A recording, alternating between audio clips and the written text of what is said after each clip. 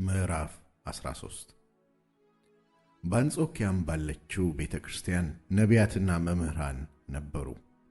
እነርሱም በርናባስ፣ ኔጌር የተባለው ስምዖንም፣ የቀሬናው ሉክዮስም፣ የአራተኛው ክፍል ገዥ የሄሮድስም ባለሟል ምናሄ፣ ሳውልም ነበሩ።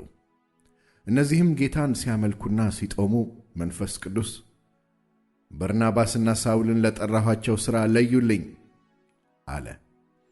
በዚያን ጊዜም ከጦሙ ከጸለዩም እጃቸውንም ከጫኑ በኋላ አሰናበቷቸው።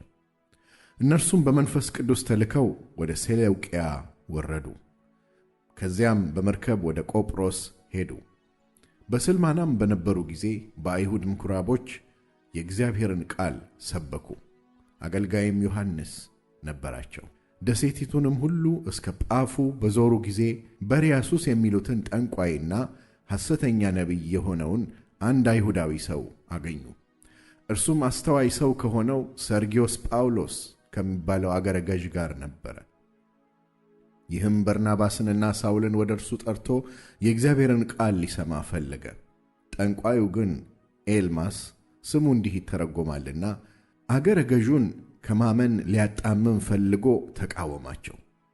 ጳውሎስ የተባለው ሳውል ግን መንፈስ ቅዱስን ተሞልቶ ትኩር ብሎ ሲመለከተው፣ አንተ ተንኰል ሁሉ ክፋትም ሁሉ የሞላብህ የዲያብሎስ ልጅ፣ የጽድቅም ሁሉ ጠላት፣ የቀናውን የጌታን መንገድ ከማጣመም አታርፍምን? አሁንም እነሆ የጌታ እጅ በአንተ ላይ ናት፣ ዕውርም ትሆናለህ፣ እስከ ጊዜውም ፀሐይን አታይም አለው። ያን ጊዜም ጭጋግና ጨለማ ወደቀበት፣ በእጁም የሚመራውን እየዞረ ፈለገ። በዚያን ጊዜም አገረ ገዡ የተደረገውን ባየ ጊዜ ከጌታ ትምህርት የተነሣ ተገርሞ አመነ። ጳውሎስም ከጓደኞቹ ጋር ከጳፉ ተነስቶ የጵንፍልያ ወደምትሆን ወደ ጴርጌን መጣ። ዮሐንስም ከእነርሱ ተለይቶ ወደ ኢየሩሳሌም ተመለሰ። እነርሱ ግን ከጴርጌን አልፈው የጲስድያ ወደምትሆን ወደ አንጾኪያ ደረሱ። በሰንበትም ቀን ወደ ምኵራብ ገብተው ተቀመጡ። ሕግና ነቢያትም ከተነበቡ በኋላ የምኵራቡ አለቆች ወንድሞች ሆይ ሕዝብን የሚመክር ቃል እንዳላችሁ ተናገሩ ብለው ላኩባቸው። ጳውሎስም ተነሣና በእጁ ጠቅሶ እንዲህ አለ። የእስራኤል ሰዎችና እግዚአብሔርን የምትፈሩት ሆይ ስሙ። የዚህ የእስራኤል ሕዝብ አምላክ አባቶቻችንን መርጦ በግብፅ አገር በእንግድነት ሳሉ ሕዝቡን ከፍ ከፍ አደረጋቸው፣ ከፍ ባለችውም ክንዱ ከዚያ ወጣቸው። በበረሃም 40 ዓመት ያህል መገባቸው። በከነዓንም አገር 7 አሕዛብን አጥፍቶ ምድራቸውን አወረሳቸው። ከዚህም በኋላ እስከ ነቢዩ እስከ ሳሙኤል ድረስ 450 ዓመት ያህል መሳፍንትን ሰጣቸው። ከዚያም ወዲያ ንጉሥን ያነግሥላቸው ዘንድ ለመኑ። እግዚአብሔርም ከብንያም ወገን የሚሆን ሰው የቂስን ልጅ ሳኦልን 40 ዓመት ሰጣቸው። እርሱንም ከሻረው በኋላ ዳዊትን በእነርሱ ላይ እንዲነግሥ አስነሣው። ሲመሰክርለትም እንደ ልቤ የሆነ ሰው ፈቃዴንም ሁሉ የሚያደርግ የእሴይን ልጅ ዳዊትን አገኘሁ አለ። ከዚህም ሰው ዘር እግዚአብሔር እንደ ተስፋው ቃል ለእስራኤል መድኃኒትን እርሱም ኢየሱስን አመጣ። ከመምጣቱም በፊት ዮሐንስ አስቀድሞ ለእስራኤል ሕዝብ ሁሉ የንስሐን ጥምቀት ሰብኮ ነበር። ዮሐንስም ሩጫውን ሲፈጽም ሳለ እኔ ማን እንደሆንኩ ታስባላችሁ? እኔስ እርሱን አይደለሁም። ነገር ግን እነሆ የእግሩን ጫማ ፈታ ዘንድ ከማይገባኝ ከእኔ በኋላ ይመጣል ይል ነበር። እናንተ ወንድሞቻችን፣ የአብርሃም ዘር ልጆች፣ ከእናንተ መካከልም እግዚአብሔርን የምትፈሩ ሆይ ለእናንተ የዚህ የመዳን ቃል ተላከ። በኢየሩሳሌም የሚኖሩ ሰዎችና አለቆቻቸው እርሱንና በየሰንበቱ የሚነበቡትን የነቢያትን ድምፆች ስላላወቁ በፍርዳቸው ፈጽመዋልና ለሞትም የሚያደርስ ምክንያት አንድ ስንኳ ባያገኙበት ይገድለው ዘንድ ጲላጦስን ለመኑት። ስለ እርሱም የተጻፈውን ሁሉ በፈጸሙ ጊዜ ከእንጨት አውርደው በመቃብር አኖሩት። እግዚአብሔር ግን ከሙታን አስነሣው። በሕዝብም ዘንድ ምስክሮቹ ለሆኑት ከእርሱ ጋር ከገሊላ ወደ ኢየሩሳሌም ለወጡት ብዙ ቀን ታያቸው።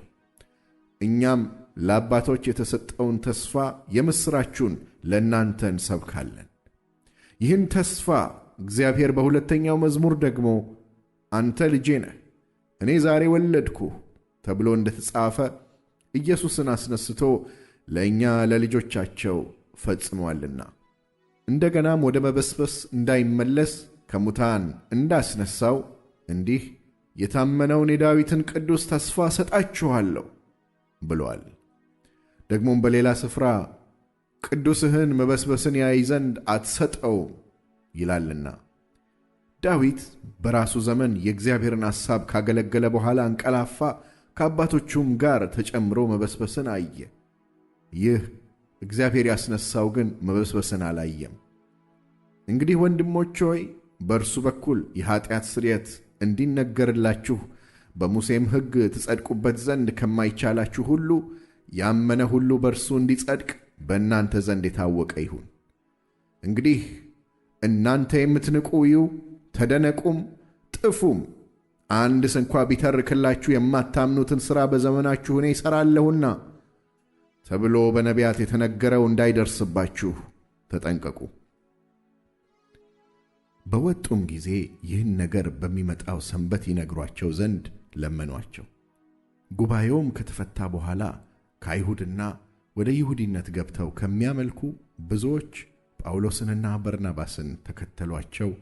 እነርሱም ሲነግሯቸው በእግዚአብሔር ጸጋ ጸንተው እንዲኖሩ አስረዷቸው።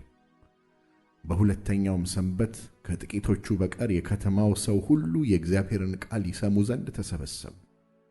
አይሁድም ብዙ ሕዝብ ባዩ ጊዜ ቅንዓት ሞላባቸው፣ እየተሳደቡም ጳውሎስ የተናገረውን ቃል ተቃወሙ። ጳውሎስና በርናባስም ገልጠው የእግዚአብሔር ቃል አስቀድሞ ለእናንተ ይነገር ዘንድ ያስፈልጋል፣ ከገፋችሁትና የዘላለም ሕይወት እንዳይገባችሁ በራሳችሁ ከፈረዳችሁ ግን እነሆ ወደ አሕዛብ ዘወር እንላለን። እንዲሁ ጌታ እስከ ምድር ዳርቻ ድረስ ለማዳን ትሆን ዘንድ ለአሕዛብ ብርሃን አድርጌሃለሁ ብሎ አዞናልና አሉ። አሕዛብም ሰምተው ደስ አላቸው፣ የእግዚአብሔርንም ቃል አከበሩ። ለዘላለም ሕይወትም የተዘጋጁ ሁሉ አመኑ። የጌታም ቃል በአገሩ ሁሉ ተስፋፋ። አይሁድ ግን የሚያመልኩትን የከበሩትንም ሴቶችና የከተማውን መኳንንት አወኩ። በጳውሎስና በበርናባስም ላይ ስደትን አስነስተው ከአገራቸው አወጧቸው። እነርሱ ግን የእግራቸውን ትቢያ አራግፈውባቸው ወደ ኢቆንዮን መጡ። በደቀ መዛሙርትም ደስታና መንፈስ ቅዱስ ሞላባቸው።